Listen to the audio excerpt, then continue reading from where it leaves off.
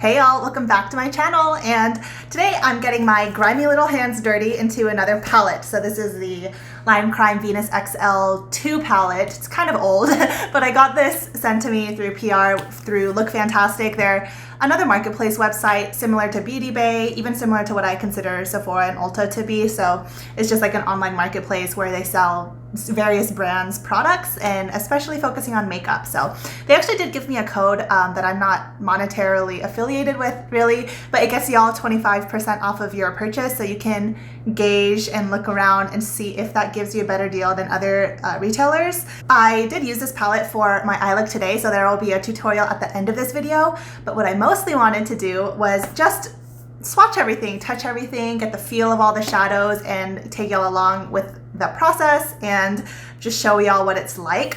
Now, I have been using this palette for like a couple days. The color story, I think, is very 2020. This came out a year and a half ago or so, but I think the color story would do very well this year if it had launched this year. So I have been using it for a couple of days, and I gotta say, it's not my favorite formula, but I'll get into more details about that in the overhead shots. So let's just get into it. Here is the palette, and you open it up. It has this mirror, which I'm going to just cover with my ColourPop magnetic palette so it's not blinding y'all.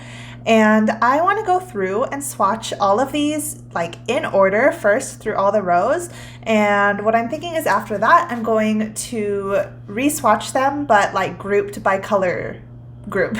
So like all the browns, tans, golds together, all of the pinks together, all the greens together, so we can really see the breakdown of what colors are in here. Let's get swatching.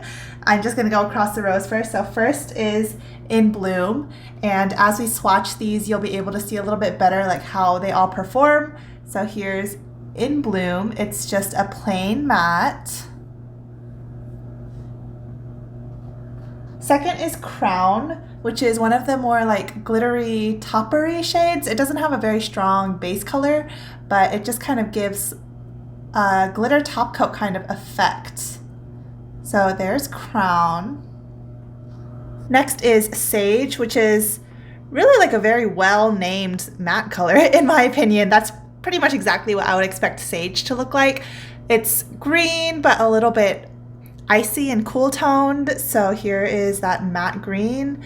This matte green is a little harder to work with, as you can see as I'm trying to swatch it and make it even, but this is not the easiest shade to formulate, so I'll give this palette maybe a little bit of a pass on that, but I do think that like there are better formulas than this one for greens like that.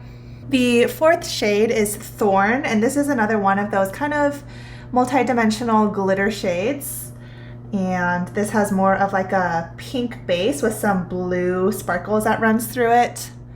So here is Thorn, and this shade is actually kind of weak. It looks kind of more spectacular in the pan and maybe even on the finger, but when I find that I use it actually on the eyes or trying to make a swatch of it, it just looks so a little bit lackluster. Like Crown looks super sparkly and pretty, and Thorn seemed to be a similar formula, but it just didn't look like that in reality. Next we have Ripe, which is a nice mid-toned, maybe a little bit warm-toned brown. So here's Ripe. And this shade, it feels a little dry, but it works very well. It's a matte shade. I'm not going to hold being dry against it. And last shade is this orange metallic that's a little bit somewhere between bronze and copper, and it's called Forbidden. So here is Forbidden. This is like a very standard shimmer formula. It's not like super wet or metallic or foiled or blinding or anything, but it's pretty much just a safe shimmer, so it won't exaggerate texture or anything on the eyes. Moving on to the second row, we have this first shade. It's kind of a nude ballerina pink called Stella, and it's more of a satin formula than like a true metallic, I would say. This is actually one of my favorite shimmers in this palette, and this works as a beautiful like natural inner corner highlight, especially if you're doing a more pink toned look, which this palette definitely has the potential for.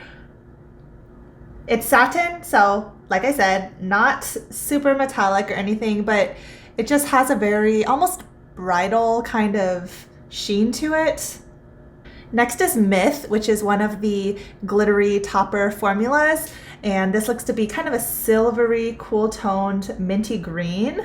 And here's a swatch of Myth. And it kind of swatches first as like a scattering of glitter, which is not my favorite. I wish there was a little bit more of a base color to this shade, but you need to kind of really build it up a lot if you want to have any kind of true color to this show through.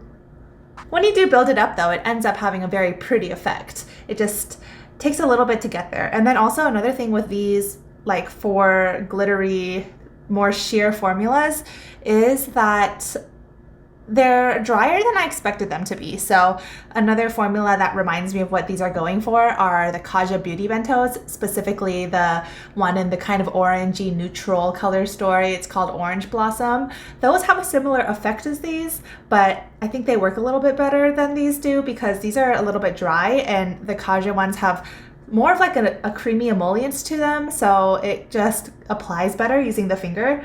But nonetheless, I mean, this works. It's just not the easiest thing. And the third shade in the second row is Eve. It's like a fuchsia pink base with purpley blue glitters throughout it. And here's how Eve swatches. That's crumbly. You can see some of the dry texture in that, but maybe I just dug my finger in too hard and I need to take the time to work it in. So I'm working in Eve now, and similar to Thorn up here, which was supposed to be another one of those like glittery formulas, the shine doesn't come through as much in this as I want it to. Y'all see what I'm talking about? Like, it looks so like cool, unique, kind of multi-dimensional on the finger when it's really sheared out, but when I try to use it like this on my eye, because I apply all of these kinds of shades with my finger, it kind of falls a little bit flat. Like it looks a little bit one-dimensional, but that's just me. Let me know if it looks super spectacular to y'all. The fourth shade in the second row is called Laurel, and it's kind of a dingy gold.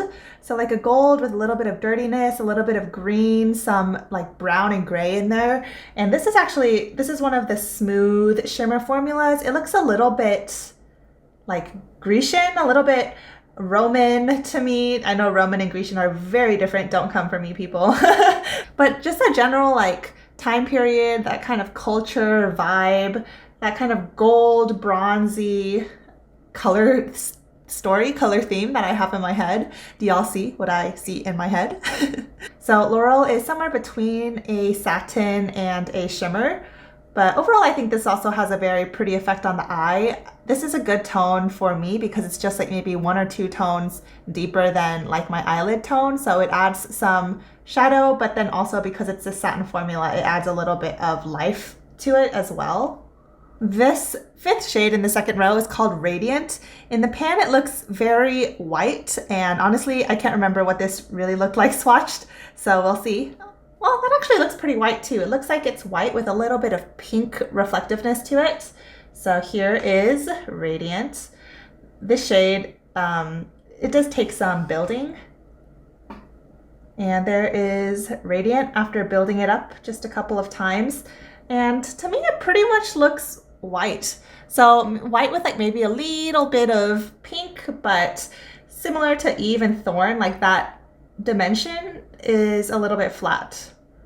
I think this would work great as like just a white if you wanted a white shimmer, but I feel like it was trying to do something else. You see on my finger how that looks so different from how just the swatch looks?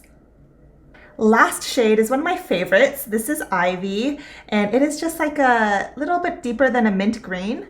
And let's see how that one swatches. So here's Ivy. It's a metallic. It's not trying to be anything different than just like a beautiful single tone shimmer.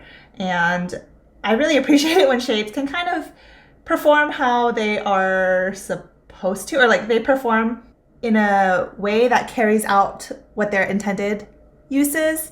So like unlike some of these that may be trying or intending to be something multidimensional, something a little more interesting, but they end up being a little bit flat. I'm a little more disappointed in that rather than a single tone shimmer that just works really well in that tone, if that makes any sense. But anyways, here's Ivy. I really do like this color. It's like, it adds something unique to my collection. I don't have a ton of like light minty green shades like this, but the thing is, this is not just mint green. It has a little bit more of like that forest, that grass tone within it that separates it from just another mint.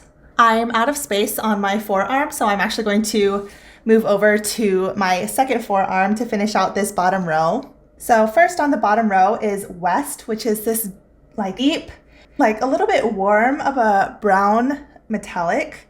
And this is one of those single tones that actually works really well. Like, wow, that swatch is actually pretty good. I like this shade. I find that I like a lot of, actually no, I was gonna say I like a lot of this bottom row more than I like the top two, but that's actually not true. You'll see. Now, this next shade, however, this light green called Obscure, this is a matte shade and the color payoff is kind of weak, I find, with this one. Like, look at that swatch on my finger. You can completely see through to the real shade of my skin. So here is how that swatch is, and admittedly, this kind of light, pale pastel green is very difficult to formulate, especially as a matte. I think that this is a lot easier to make if it's a shimmer, but this is how they made it, and I'm just gonna show y'all how it performs within that formula. It's not the hottest. Swatching it now, it actually looks like it is not supposed to be a matte because it has some of a sheen, which actually makes it a little bit more disappointing to me. Like, what is it trying to do? The third shade is Mystic, and this looks to be one of those satin shimmer formulas that's very kind of ballerina, a little bit bridal, really girly and feminine, but it has a depth, a bit of dustiness to it. So I guess I'll describe this as a dusty pink, a dusty satin pink. So here is Mystic. I know that's not the most even swatch in the world, forgive me, but you can see that kind of satin effect. And I wonder if that's what Obscure was going for, this light green, but it just didn't quite get there. Mystic, however, this kind of satin formula I really love for like a very natural, am I wearing makeup? Am I just a beautiful soft girl kind of look? This fourth shade in the last row is called Phoenix. It's a very like coppery orange metallic. And if y'all know, maybe you don't know, oranges are not my favorite tone to wear on my eyes. I don't know why. Maybe it's just because I think they don't go well with my like dark brown eye color, even though I know that's nonsense and a lot of people with brown eyes wear coppery, bronzy, orange metallics. But here's that. It works as like a standard shimmer. Again, it's not like the most like foiled, metallic, blinding shimmer in the world. It's kind of more of like a little bit of a drier, more subdued shimmer formula. And as I'm like describing all of these shades, the way I'm describing them, and I'm describing them in the way I feel them, these feel and sound and kind of perform like a bit of an outdated formula, very 2018, a little bit drier, before all these formulations that are like all these indie formulations and even high-end formulations that are really creamy, like super, you barely need to dip into them to get full-on pigment. This palette does not work like newer palettes do, I guess, and that could just be my impression of the eyeshadow game, the eyeshadow world lately, but I love eyeshadow, so I kind of think that to be an accurate picture. This next shade though, Locust, is actually probably maybe my favorite shade in the entire palette, and that's because this is what seems to be the only like true duochrome. And so it has this brown base with some green reflex to it. And it actually reminds me a lot of the Anastasia Beverly Hills, not Soul Street palette, the Anastasia Beverly Hills Jackie Aina palette. And within that, there is Sponsored. Now the depth of this brown is way deeper than Sponsored, but just talking in terms of like the brown base with the green shine to it. So there's Locust. The shine is very subtle. And there we are. That one is definitely my favorite. I think it's one that I would use a lot because I love using duochromes. Wow, look at that on my finger. I loved using duochromes on my eyes because it makes you look like a master of eyeshadow blending, but really like the formulation of the eyeshadow did all the work for you. And the last shade is like the deepening shade in this palette, kind of staple, classic, necessary shade called Classical. And it seems to be a little bit of a red toned, deeper brown. So here is Classical. And the swatch of it is like pretty patchy. But again, swatches don't tell you everything about how an eyeshadow performs. If it's a little bit powdery, that might actually mean it's easier to blend rather than having full-on pigment in a hand swatch, but it being impossible to get to the patches out like on the eye. So there is Classical, somewhere between a reddish brown and a plummy brown. Here are all of the shades swatched on both of my forearm, and this is them swatched in order of like how they arranged it within the palette. This color story with like the pinks and the greens and that light green shimmer, it's very like Natasha Denona mini retro-esque in terms of a comparable color story. But I will concede that Natasha Denona has a formula that I like better than I have within my experience of using this palette. So there are all the shades. I'm actually going to erase all of these off of my arm now. Let's swipe this off and swatch them all by color story. I'm gonna go through and do this like on camera with y'all, but if you just wanna see how it looks all separated, then you can just skip ahead and look at the final swatches. So first, let's do the pinks. So I'm just gonna kind of go through. Let's first do In Bloom, which is that matte pink. These are swatching a little bit stronger now because my arms are still a little bit wet from that makeup remover wipe. Also Crown, which is this glitter topper sparkly shade. And I think that this shade and Myth are the two of that kind of formula that work the best for what they're trying to do. I actually really do like Crown. Crown and Stella are probably my two favorite like pinkish shades in this palette. So there's Stella. Okay, and also I will swatch Thorn, which was one of the more lackluster. It feels like it has hard pan, but I've only touched these shadows like twice. Like this shadow I've touched twice. See, and it's just kind of not delivering what I was hoping it would deliver. But yeah, there's Thorn. Pinks, those aren't pinks, skip. Oh, here's Eve, another sparkly multi-dimensional one that doesn't work quite as well as I would have hoped it to.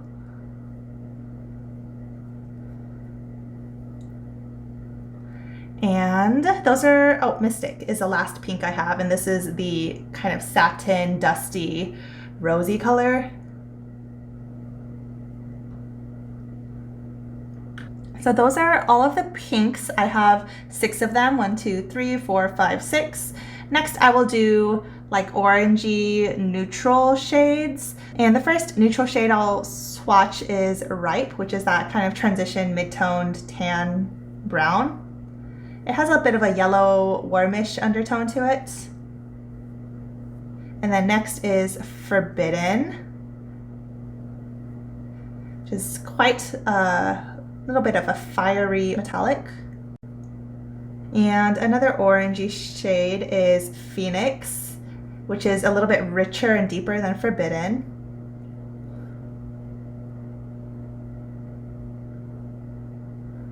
And as you can see from my swatches, I have to run over these a few times for it to get like smooth and even.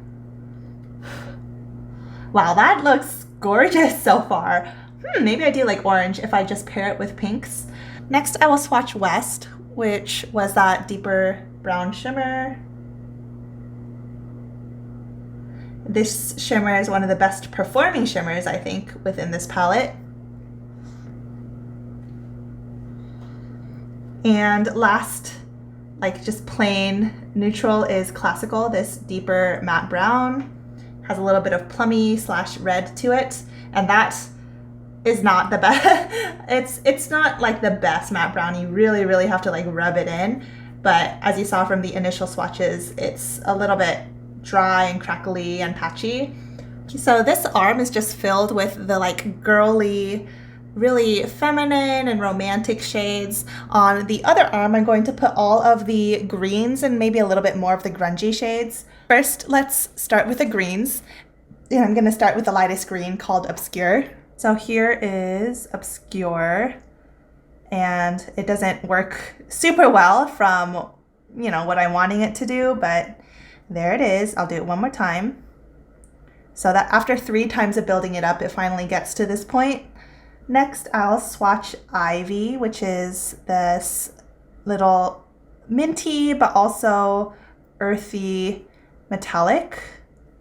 And this metallic works much better than the one above it. And I think it has a beautiful tone to it as well. Next, I'll swatch Sage, which is this cool, a little bit icy brown. I said brown. This is green. So here's Sage. Again, that matte doesn't work super great. This formulation just feels a little bit like it would have come out like in 2018, a couple years ago, but I think this actually came out in 2019, so I may expect the formula to be a little bit better than this, just in terms of some of the more challenging matte shades, maybe like the greens. Next, I have Myth, which is that very silvery green, and this is one of the sparkly shades. So that shade is gorgeous. It works just as well as Crown in terms of that beautiful topper special shade effect. Next, I will swatch Locust, which is that brown green duochrome shade. So there's Locust. It adds just that depth to this greenish collection of shades. But also, because it's so rooted in earthy brown, it is definitely an everyday shade. Next, I'll swatch Laurel, which was this little bit of a dingy antique gold shade. Antique is a good word for this shade, actually.